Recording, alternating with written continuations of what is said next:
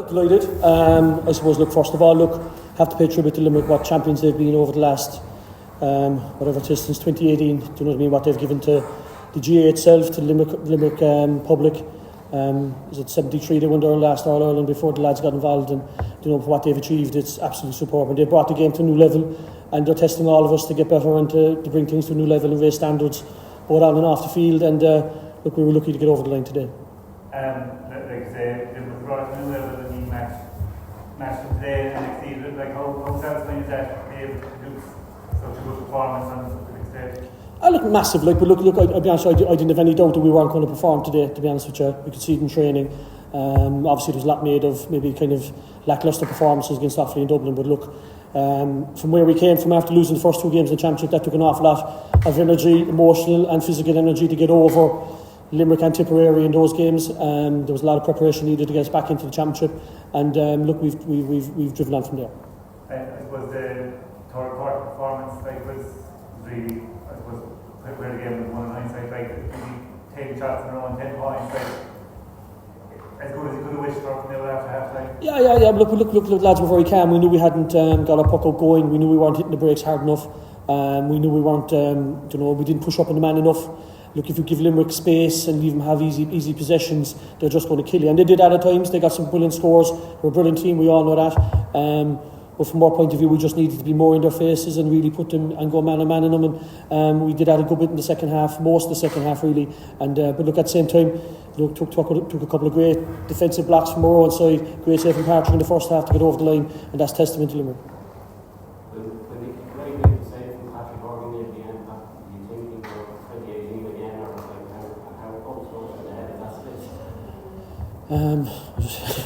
Look, when you get into that stage after watching Limerick and admiring them so much, they nearly always win from that level. But look, we just got a couple of scores, won a couple of great balls.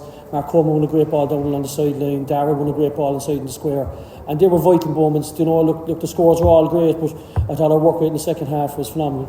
You know, the first 20 minutes were brilliant. Possibly should have been further ahead, and Limerick came back into it. The second Hayes goal obviously disallowed quite quickly after the first. Were you disappointed with that? Maybe 10-15 minutes before half time? Yeah, I was disappointed. Look, maybe we just left it. Maybe that goal being disallowed kind of took it out of us a small bit. I think we were 5 points up that stage. That would probably put us 8 points up, I think. And look, in fairness to them, look, they got 10-3 in a row before half time. We got a great score just before half time, just to bring it from 3 points down to 2, and that gave us a bit of a boost going in as well. You know, the substitution of Patrick Morgan, it kind of happened just as you won a free. Did you try and keep him on the field, or what happened in that? Look, once it's gone in, look, we just wanted to freshen it up and get Padraig Power into it. And obviously, look, we didn't love to be able to leave him on, but the free was gone in, or the substitution was gone in, so he had to come off. You left the 3-on-3 at the back there in the second half, and Liverpool back at you. Well, obviously part of the things they stick very loosely to the plan. We attempted it all just to protect. Not really, no. Look, if you give Limerick possession out the field, that's been our mantra all the time, anytime we played Limerick, that if you leave them with a spare man up, they'll just pass the ball around you. They pass it to death. That's their game. Do you know what I mean? So, and they did that in the second half, for about maybe the last 10-15 minutes of the second half. We just didn't push up on them, we didn't put them under pressure enough, we gave them easy balls. And look, I think there's probably, when Limerick started off, there's probably a bit of a fallacy about these big strong athletes.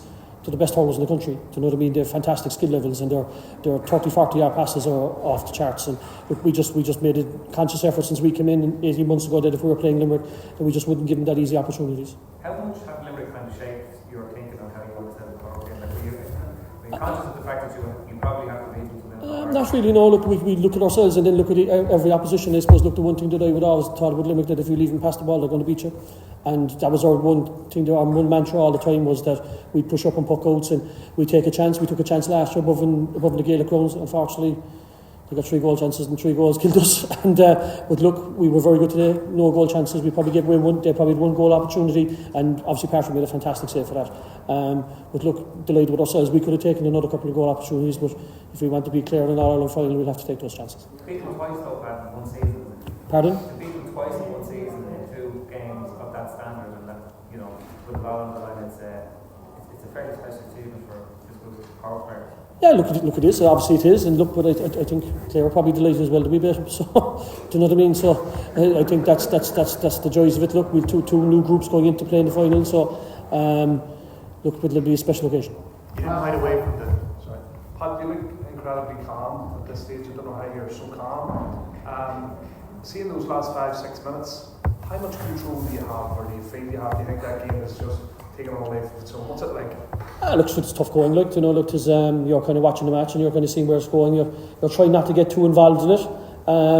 Obviously, you're probably arguing with the referee in the sideline, trying to get a few decisions. But look, from my point of view, look, is once the team is prepared, once we train as well as we can, once the lads, everybody is doing their job within our group, you know, between the S&Cs, the fitness guys, the hurling guys, our own selectors and management team. Look, we've fantastic mental coach as well, and Gary Keegan. So we're ticking a lot of those boxes that need to be ticked.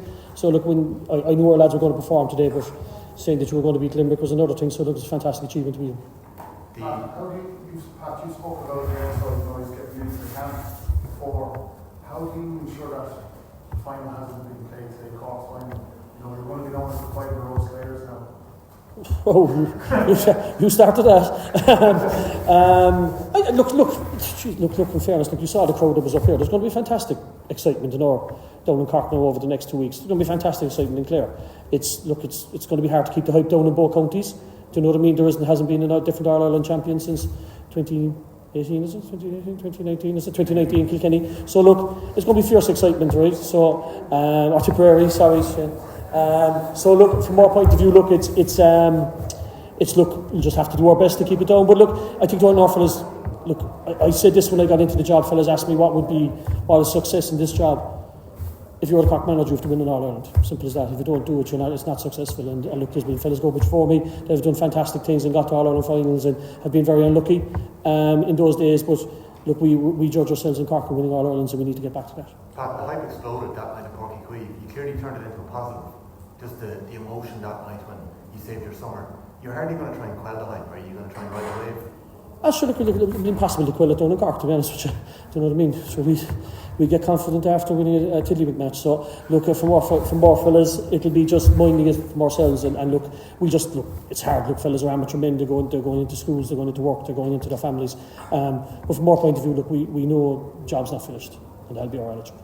Obviously, it was a reason maybe I probably was sick the last time, but himself and Ryan Hayes fairly quiet against Dublin. They fairly did play something today. Yeah, but look. Fairness that Dublin full back line, there are 3 full-backs that they get into any team in the country. So look, I wasn't a bit worried. Look, Alan obviously was sick, and probably shouldn't have played him against Offaly. We were just trying to keep him tipping over and stuff like that. So, but look, we knew that he was really buzzing over the last 2 weeks.